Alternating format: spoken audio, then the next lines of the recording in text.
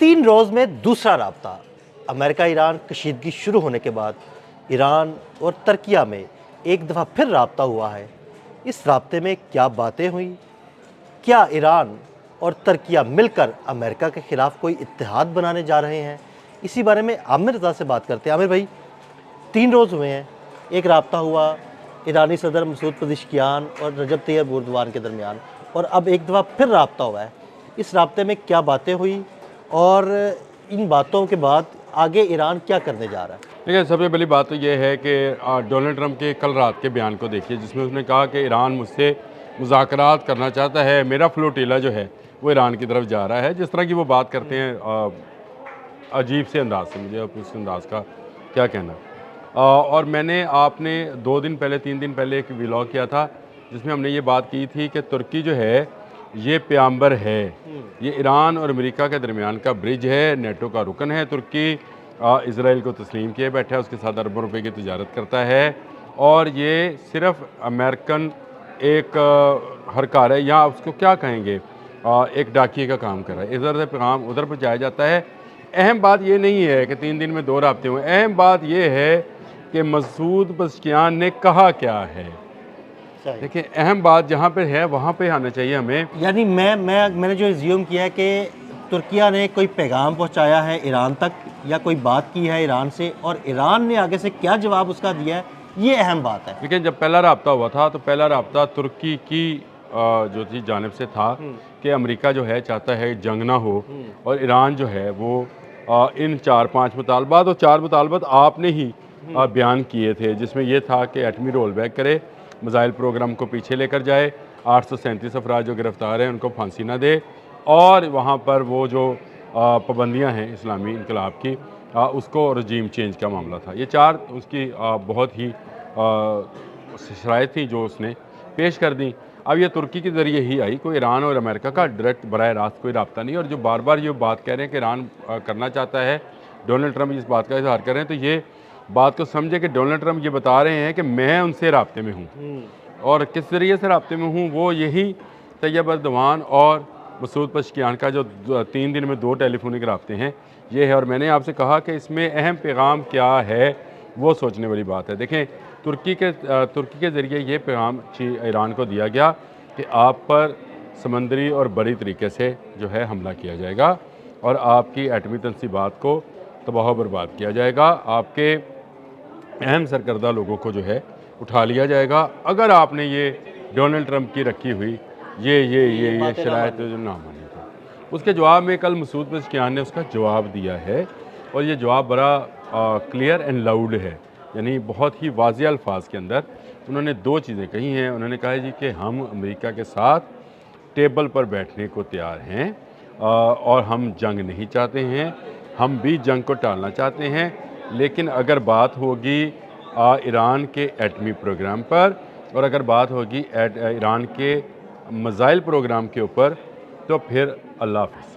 یعنی اگر دھمکیاں ملیں گی یا بدماشی کریں گے تو پھر منہ توڑ دیں گے۔ اب آپ کو بات سمجھ آئی جی، کہ انہوں نے کہا کہ ہم مذاکرات کے لیے تیار ہیں۔ دیکھیں، جنگ کسی کے لیے فائدے مند نہیں ہوتی ہے، نقصان چاہے امریکہ چاہے ایران ہے، سب کے لیے نقصان دہ، لیکن انہوں نے کہا کہ ہم اس شرائط پر کہ ایران اپنی سالیڈیریٹی، ایران اپنا تشخص، ایران اپنا اسلامی انقلاب، ایران اپنا ایٹمی پروگرام، ایران اپنا میزائل پروگرام، اس کو رول بیک کرے گا، ان شرائط پر ہم ٹیبل پر بیٹھنے کو تیار نہیں ہیں۔ ہاں، ٹیبل پر بیٹھا جا سکتا ہے، جو خطے کے مسائل ہیں اس پر بات کی جا سکتی ہے، جو راہ گزرے ہیں پانی کے اندر تیل کی، اس پر بات ہو سکتی ہے، ایران پر جو پابندیاں آئی تھیں اور ایران کو اس وجہ سے جو سفر کرنا پڑا ہے اس پر بات ہو سکتی ہے، امریکہ کیا چاہتا ہے اور کیا نہیں اس پر بات ہو سکتی ہے، دونوں میں آپس میں رابطے بڑھ سکتے ہیں۔ لیکن یہ کہا جائے کہ وہ جو میں نے پچھلے ویلاگ میں آپ کے ساتھ ذکر بھی کیا تھا $25 بلین والی، اس کو رول بیک کر لیا جائے کہ رشیا کے ساتھ آپ تعلقات نہ رکھیں،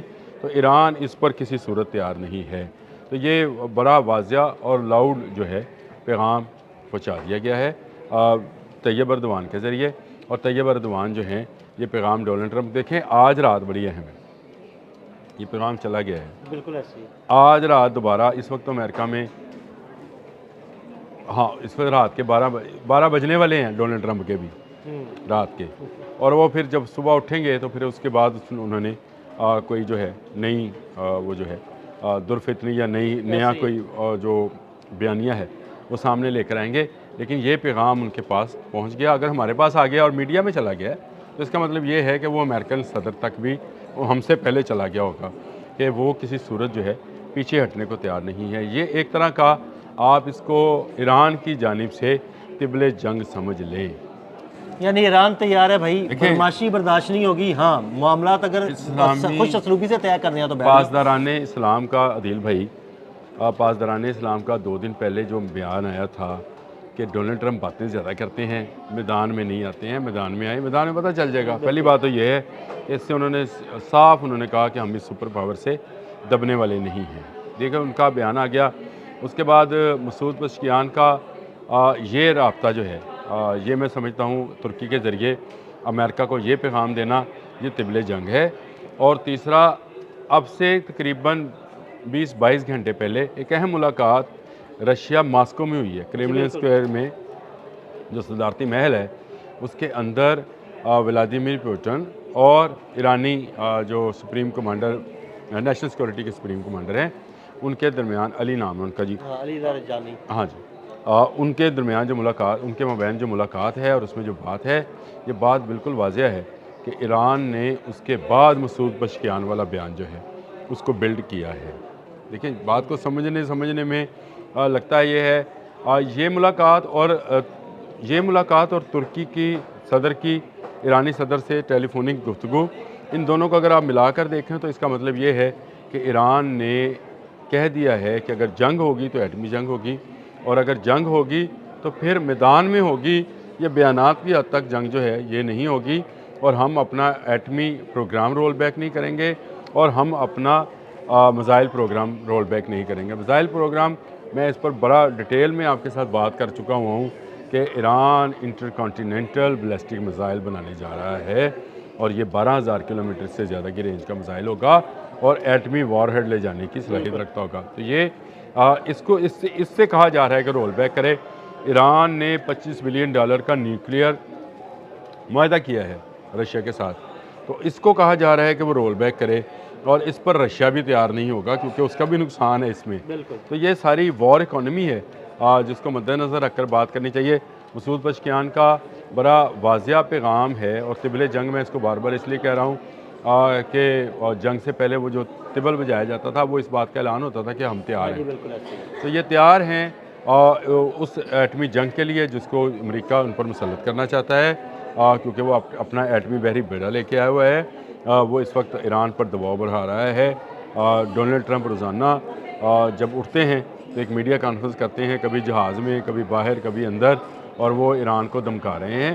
اور کبھی کہا جا رہا ہے کہ فائلیں جو ہیں وہ کھل گئی ہیں، کبھی کہا جا رہا ہے کہ انہوں نے سائن کر دیے، پلان بنا لیا.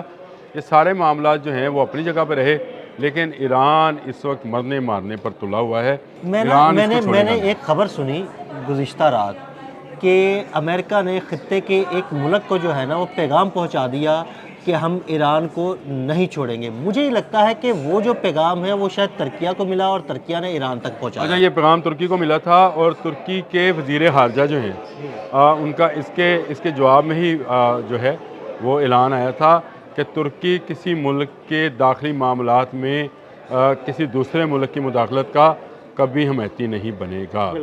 دیکھیں وہ چیزیں آپ نے بالکل صحیح مجھے یاد بھی دلا دیا کہ یہ جو ترک وزیر خارجہ ہیں ان کا یہ بیان آیا کیوں تھا. یہ بیان آپ نے بالکل صحیح خبر سنی ہے. یہ پیغام ہی یہ تھا کہ ہم جنگ کے لیے اب تیار ہیں، اور ہمارا فلوٹیلا جو ہے وہ بڑھ رہا ہے، اور وہ امریکہ پر، ایران پر جو ہے وہ قابض ہو جائے گا. یہ اس طرح کی باتیں، اس طرح کی دھمکیاں جنگ سے پہلے ہوتی رہتی ہیں. ایک طرح سے نکارہ بجایا جا رہا ہے، ایک طرح سے طبل جنگ بجایا جا رہا ہے.